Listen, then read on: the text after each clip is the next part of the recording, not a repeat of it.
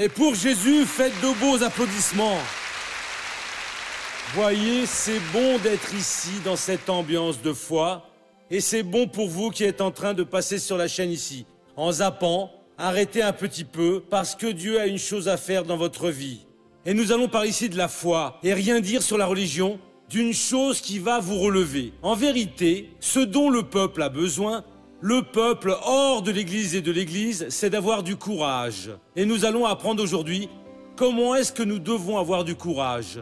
Parce que très souvent, la pensée positive nous aide. Mais arrive un problème plus grave où elle ne fonctionne pas. Et la personne dit « je ne sais pas ce qui m'arrive ». Mais ce que nous allons voir aujourd'hui peut changer votre vie complètement. Nous allons voir ici le feuilleton de la vie réelle, nous allons faire la prière, on va voir beaucoup de choses. Aujourd'hui est le jour où vous devez regarder le programme du début jusqu'à la fin, parce qu'il y a quelque chose d'important qui est prêt d'arriver dans votre vie, et pour empêcher que le projet du malin soit réalisé en vous. Nous allons au livre de Marc, au chapitre 10, et nous avons ici l'histoire de Bartimée, l'aveugle mendiant, et il y a une parole ici que Dieu a déposée dans mon cœur pour vous la repasser. Préparez-vous pour être vainqueur à partir de maintenant et sans aucune tristesse. Celui qui a le visage triste, je vais envoyer le policier l'attraper et le mettre ici pour que tout le monde puisse rire de lui. Aujourd'hui ici, c'est la joie. Amen, Jésus. Vous devez vous secouer, la Bible déclare, réjouissez-vous toujours dans le Seigneur. Je le répète, réjouissez-vous. Vous qui ne vous réjouissez pas en Christ, vous êtes en train de pécher contre la parole de Dieu, vous êtes en train de désobéir. Ah, missionnaire, mais mon problème est vraiment sérieux. Oubliez la sévérité de votre problème. Prenez la sévérité de la foi, alors vous allez reprendre le dessus. Ah, mais quand est-ce que ça va arriver? Au moment où vous le décidez, Dieu a déjà fait sa part à lui. Nous allons voir ceci dans Marc au chapitre 10, 46. Ils viennent à Jéricho, et comme ils sortaient de Jéricho avec ses disciples et une foule importante, un mendiant aveugle, Bartimée, fils de Timée, était assis au bord du chemin. Il entendit que c'était Jésus le Nazaréen et se mit à crier « Fils de David, Jésus, aie compassion de moi !»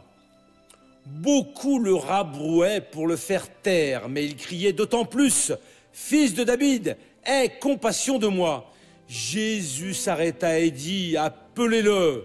Ils appelèrent l'aveugle en lui disant « Courage, lève-toi, il t'appelle. » Il jeta son vêtement, se leva d'un bond et vint vers Jésus. Jésus lui demanda « Que veux-tu que je fasse pour toi ?»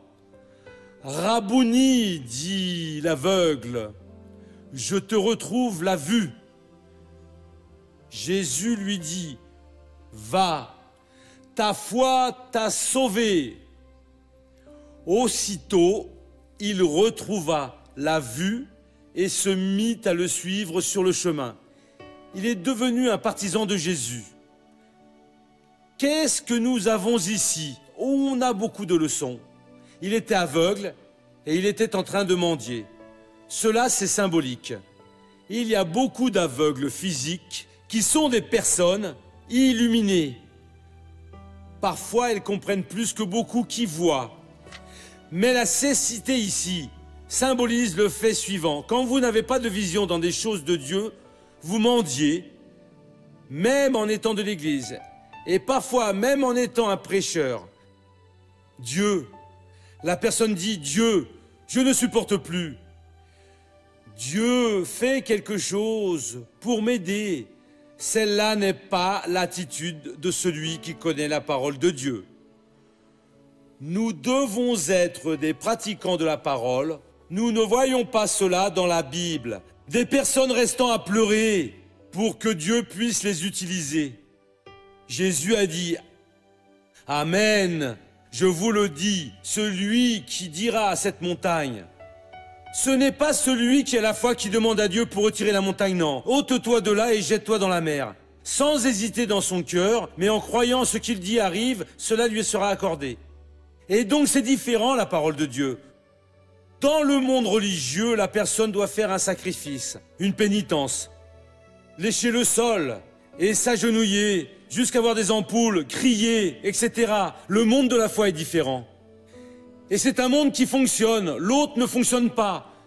Cet homme était aveugle, il était là sur le chemin à mendier. C'était la dernière fois que Jésus passait par ce chemin. Quand il a appris que c'était Jésus de Nazareth, et voyez que le rédacteur a fait question de montrer. Il a crié « Jésus, fils de David et non de Nazareth ». Parce que Dieu a promis que le fils de David viendrait pour résoudre la situation. Il a montré de la foi. Mais même en montrant de la foi, Jésus a attendu qu'il atteigne ce point nécessaire. Clamer n'est pas une erreur. Prier n'est pas une erreur. Mais il faut prier positivement. Il réprimandait et disait « Tais-toi, tu es en train de perturber le maître !» Mais il criait encore plus fort. Combien de fois l'ennemi vient vous réprimander? Vous êtes en train de faire l'idiot? Si ça n'a pas fonctionné jusqu'à maintenant, ça ne va pas fonctionner. Continuez à invoquer Dieu. N'arrête pas. Vient une offre du diable. Je ne veux pas accepter cela, je suis de Dieu. Je vais vaincre au nom de Jésus. Jésus, fils de David, aie miséricorde de moi. Et Jésus ne donnait pas d'attention jusqu'à ce qu'il ait atteint le point exact.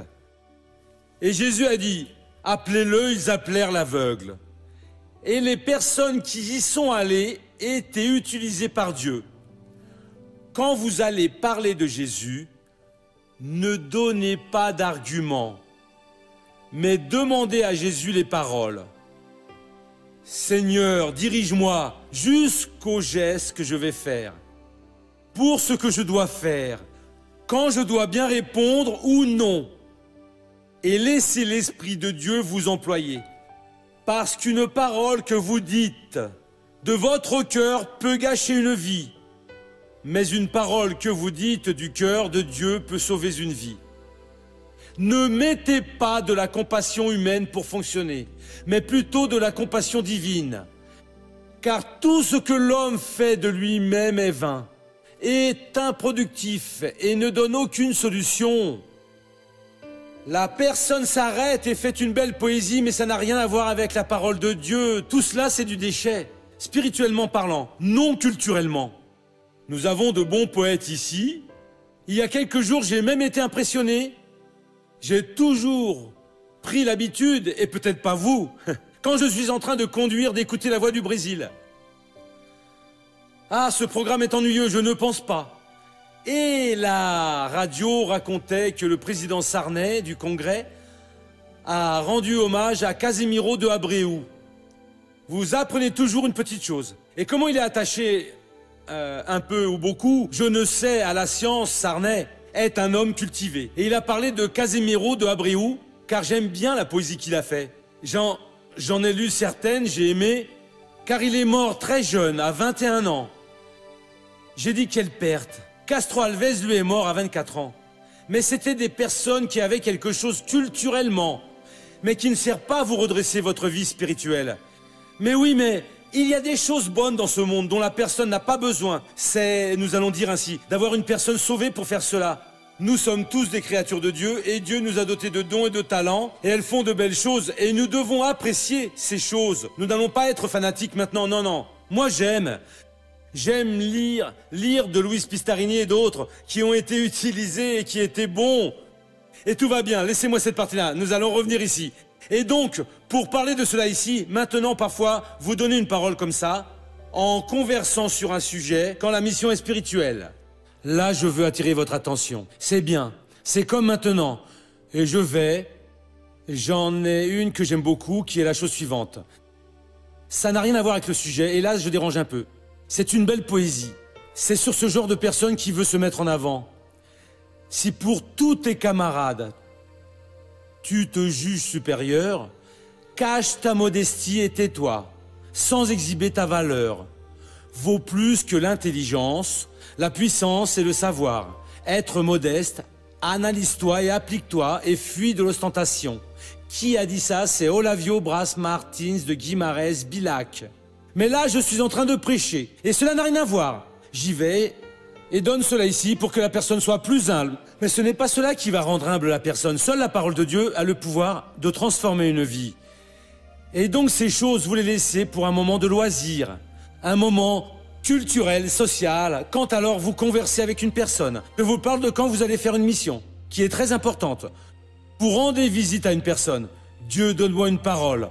Alors surgit en vous une pensée humaine. Non, je veux connaître la parole de Dieu. Jésus a dit, appelez l'aveugle. Il était en train de clamer. Ils sont allés l'appeler et lui ont donné le message le plus important qu'il pouvait entendre et dont vous avez besoin. Voyez quel message a été ici. Jésus s'arrêta et dit, appelez-le.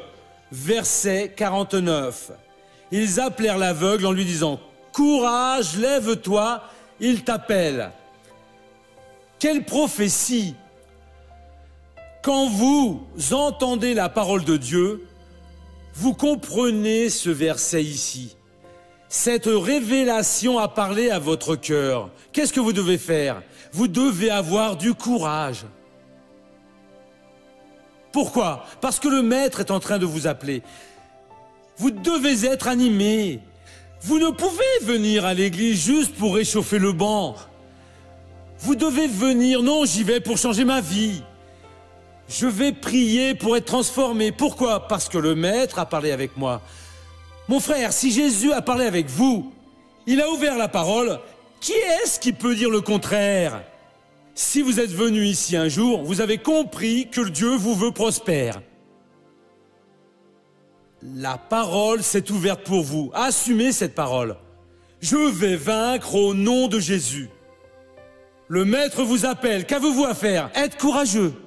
Vous avez senti que Dieu vous a dit de faire une chose, être courageux. Il vous a demandé d'aller à l'hôpital parler avec une personne. Dieu, donne-moi la parole. Et dites exactement tout ce qui a ouvert votre cœur. Je ne vous raconte pas cela par hasard. En me préparant, j'ai besoin d'ouvrir les yeux des personnes sur cette parole. Qui c'est? C'est l'aveugle. Allons voir car il a demandé de t'appeler.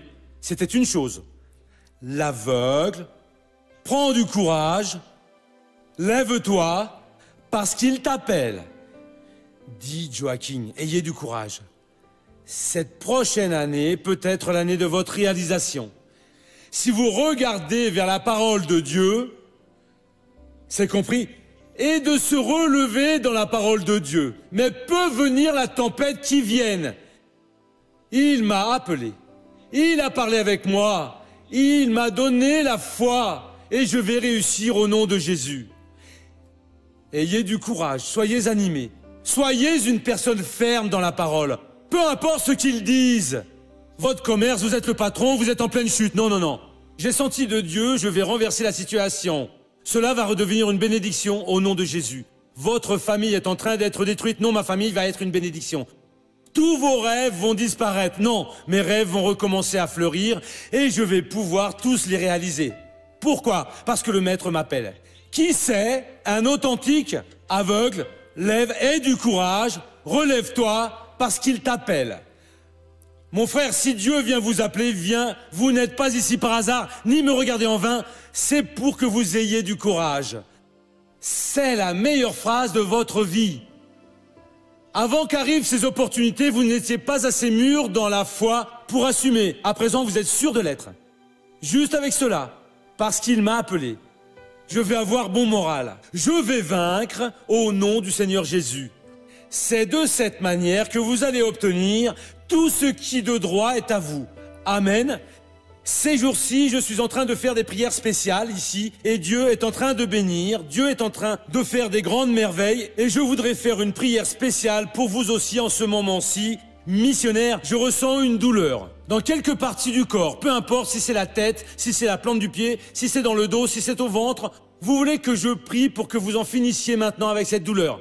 Vous qui ne pouvez ouvrir et fermer la main, mais j'ai très mal, missionnaire. Je ne parviens pas à faire cela parce que j'ai mal. Je vais prier maintenant pour vous. Soyez bien. Vous voulez? Restez debout au nom de Jésus. Mal. Vous ressentez une douleur? Au nom de Jésus. Et vous à la maison, la chose fonctionne en Amazonie, dans le Rio Grande do Sud, à São Paulo, à Rio, dans la région ouest, en Europe. Vous qui êtes là-bas au Portugal, me regardant à présent, peu importe qui que vous soyez. Car Dieu va opérer dans votre vie à présent au nom du Seigneur Jésus. Au Moyen-Orient, nous sommes en direct là-bas. Si quelqu'un est en train de regarder et qu'il ne comprend rien, laissez-moi dire une phrase en anglais, car il y a peut-être là-bas quelqu'un qui en a besoin vu ce qui arrive. I am going to pray for the people that have pain in their body. If you have pain in your body, believe not that the Lord Jesus will heal you. Courbez la tête et fermez vos yeux. Pardonnez-moi d'avoir parlé en anglais, mais c'est pour une certaine personne que j'ai senti. Père, au nom de Jésus, je viens maintenant vers toi parce que je te connais. Je sais ce que le Seigneur est en train de faire aujourd'hui, Père. Et Dieu, ici, sont des personnes devant moi qui ont des douleurs. Et dans le monde au dehors, ce sont des millions qui ont aussi des douleurs. Et je viens maintenant devant toi prier pour ces personnes. Ô Père, étends maintenant tes mains et guéris-les. Je vais utiliser l'autorité que tu m'as donnée. Et cela pour ta gloire. Au nom de Jésus, comme ministre de l'Évangile, je paralyse toute douleur qui est dans ces personnes. Et je vous dis à vous, esprit qui provoquez cette douleur, écoutez ma prière maintenant. Retirez votre main de cette personne. Allez-vous-en. Je ne le demande pas. Je viens pour l'exiger. Toutes sortes de douleurs, je l'exige. Sortez de ces personnes maintenant. Allez-vous-en au nom de Jésus. Et vous dites, merci Seigneur. Je reçois ma bénédiction.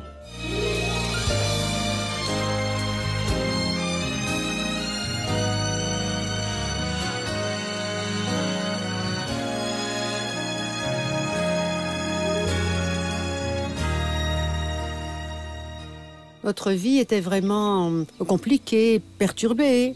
Et mon mari, il buvait beaucoup d'alcool et il fumait. Et nous ne vivions pas en paix, vous voyez. C'était la confusion parce que l'on ne s'entendait pas sur certaines choses. Parce que j'aimais boire. La confusion parce que je fumais dans la maison et je n'avais pas de respect pour elle. Arrête de boire, papa, ce n'est pas bien. Il m'a dit d'accord, je vais arrêter de boire. Alors il se retenait des heures et il essayait d'arrêter de boire, sauf qu'il n'y parvenait pas. Alors quand je me réveillais la nuit et qu'il faisait du bruit dans sa chambre, j'allais voir et il était en train de boire. Mon père buvait. Combien de parents ont des conversations avec leurs enfants et dans les études, leurs relations en général? Il achetait bien 2, voire 3 bouteilles de rhum par semaine. Pendant 20 ans, j'ai toujours pensé que je buvais socialement, assez peu. J'ai toujours pensé que c'était socialement. Alors je me sentais plutôt déprimée, comment est-ce que je peux dire, triste, contrariée. En comparant avec les autres parents, je me sentais comme si c'était inutile d'essayer de le changer. La famille ne parvient pas à changer les attitudes d'Audemars, mais Vera Lucia découvre la parole de Dieu et rencontre la solution pour tous ses problèmes. C'est alors que j'ai découvert le spectacle de la foi à travers ma sœur. Et j'ai beaucoup aimé, vous voyez. Et avec ça, Dieu n'a réalisé que des bonnes choses dans ma vie. Tout ce que j'espérais dans ma vie, en fin de compte, s'est produit, que du bon. Audemars s'intéresse à l'Évangile par le biais d'un ami. La vie qu'il menait, en vérité, était une vie vraiment compliquée, car il avait le vice de la boisson, de l'alcool. Moi, constamment avec la parole en main, je lui en parlais. Il s'est intéressé, alors il a commencé à aller dans une autre église. Je dis bon, c'est bien. Et un jour, je l'ai invité. Allons ensemble à l'église de la grâce. Si tu aimes bien, tu continues. Si tu n'aimes pas, tu continues où tu vas. Il est venu et il a aimé. Toutes les fois que j'ai tenté de cesser de fumer, après plus de 30 ans ou 40 ans à fumer, j'ai échoué à chaque fois. Quand j'ai commencé à écouter la parole, j'essayais de cesser de fumer et je n'y parvenais pas. Un jour, j'ai noté que si je me mettais à prier, j'y parviendrais. Et en m'agenouillant pour prier et en m'approchant un jour de Dieu et en conversant et en lui disant « Seigneur, si cela est ta volonté, que je continue à fumer, ok, et si ce n'est pas, retire ça. » En peu de jours, un paquet de cigarettes que j'avais encore à la maison est resté dans le coin, sans sortir de là. Et je n'ai eu aucun trauma. J'ai pas souffert de dépendance Je n'ai pas souffert d'abstinence, rien. C'est sorti de moi comme si je n'avais jamais fumé. Les vices, le tabac, vous voyez, ça a été une gifle au visage de Satan. Tout ça a sombré pour l'honneur et la gloire du Seigneur Jésus-Christ. J'ai planté la petite semence, oui, et le Seigneur a arrosé, donnant alors la croissance. Ça donnait fruit, grâce à Dieu. Mon père qui était désintéressé et n'accompagnait pas son fils, enfin, tout cela a complètement changé et il est devenu un père bien meilleur qu'avant. Un père qui, en plus d'enseigner à son fils à lire la Bible, l'aide aussi pour ses études et enfin, il s'occupe vraiment de la vie de son fils. En plus de vivre la parole de Dieu, aujourd'hui, Audemars et Vera Lucia divulguent pour d'autres personnes le message qui a changé leur vie. Aujourd'hui, nous allons évangéliser dans la rue, dans ce camion de hot dog, où nous vendons et rapportons dans notre maison les gains nécessaires pour que l'on maintienne nos factures payées. Nous sommes en train d'évangéliser beaucoup de gens. Nous en avons mené beaucoup à l'église de la grâce. Ou alors, les personnes vont à l'église parce qu'elles pensent que c'est bien. Et pour beaucoup qui sont sur un chemin qui n'est pas correct, nous leur montrons par le biais de la Bible que le chemin, l'unique chemin, c'est Jésus. Merci Jésus. Laissez-moi bénir tous ceux qui sont à la maison. Père, au nom de Jésus, je prie maintenant pour les personnes qui sont dans leur maison et ont besoin d'une libération. Elles ont besoin de solutions à leurs problèmes et j'invoque ton pouvoir à présent. Dieu, viens toucher dans ces vies. Viens donc guérir, libérer, transformer et les bénir. Seigneur, au nom de Jésus, je vais bénir pour ta gloire et je dis, toute force de l'enfer, je t'ai déjà dit de sortir, esprit de la douleur. Si cela n'a pas été fait, il faut partir maintenant. Je t'ai déjà ordonné de sortir, force de la destruction. Tu vas devoir t'en aller à présent. Je brise l'œuvre d'ensorcellement, de sortilège, de sorcière, de magie noire. L'œuvre de envie, de mauvais œil qui a été installé sur cette famille. Tous les désirs malins, sortez au nom de Jésus et vous dites Amen.